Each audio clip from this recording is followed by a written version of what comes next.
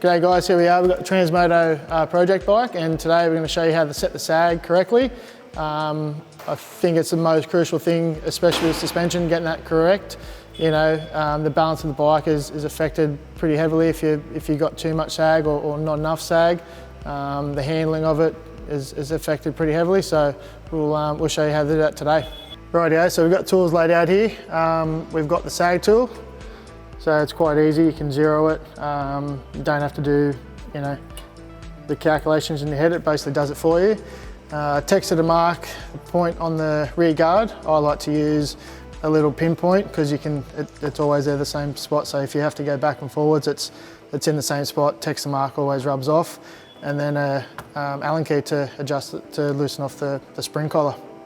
And a little bit of joker, just in case it's a little bit tight, put it in there and give it a bit of lubrication, makes it a little bit easier. Okay, well we're ready to set the sag.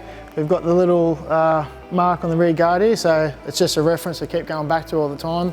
Like I said, the text mark, sometimes it comes off, so at least it's pretty accurate. You go back to the same spot and you're checking at the same spot every time. So little plastic bung in the side of the axle here, we just pop that out. And it's good to use that because same thing, it's consistent every time you check it. It's in the same spot. It's, you know, there's no guesswork whether you had it. You know, if you were to go up here, you're sort of not sure if you're up or down, or, you know, it's consistent every time, and then you've got the same mark there every time. So every time you check it, you just want to make sure the process is the same and get the same sort of, you know, result. So we'll just set that to 0 there on that little pin mark that we put in the rear guard. Now we'll just pop the bike off the stand and check the static sag and make sure that's correct. Rightio, so the bike's off the stand now, so we're going to check the static sag, which is the weight that the bike sags under its own, or the amount the bike sags under its own weight. So, and it's always good to make sure it's on level ground because that does affect it. So if you're up or down, it will change the reading. So back in the axle again, on that little pin, you can give it a bit of it. So that's at 34 static there. You want to sort of just do it a couple of times, try and get the same, make sure you get the same reading every time. So yeah, 34 static, so probably could have a little bit more sag in it. So we can adjust that now and we'll show you how to do that. Okay, so we've checked the static. We're going to do the rider sag now. Best way to do it is with the rider fully geared, helmet, boots, basically everything you'll be wearing. So we'll get Andy on the bike now and we'll check that. So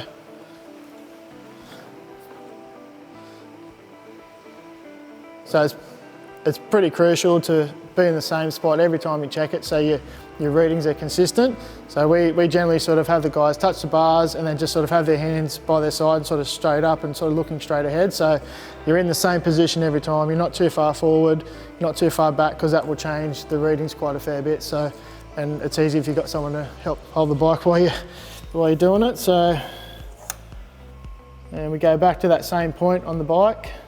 So we're about 116 rider sag there. So we'll do some adjustments and we'll get that correct. Rightio, so we've done our static, we've done our rider, we've got our measurements. So we're going to adjust the rider sag. It was 116, we want to get it closer to 110. I'll show you how to do that. I like to put a little texture mark on the collar. That way you can reference the amount of turns you're taking on or putting on the spring. Quite simple, little Allen key lock ring here, loosen that off. And then most of the time you can turn the spring by hand. If not, there are tools to help with that, but generally a new bike, they're fairly easy to turn. So I think we'll probably put 2 turns on this and we'll check it again and see where we're at.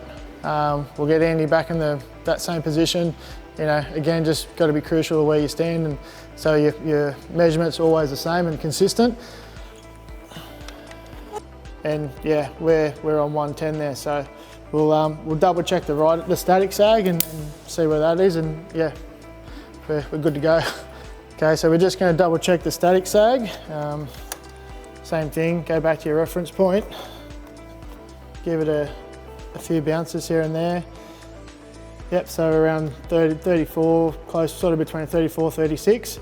So I think that'll be a good starting point, and we'll lock it up there and yeah, send it on its way.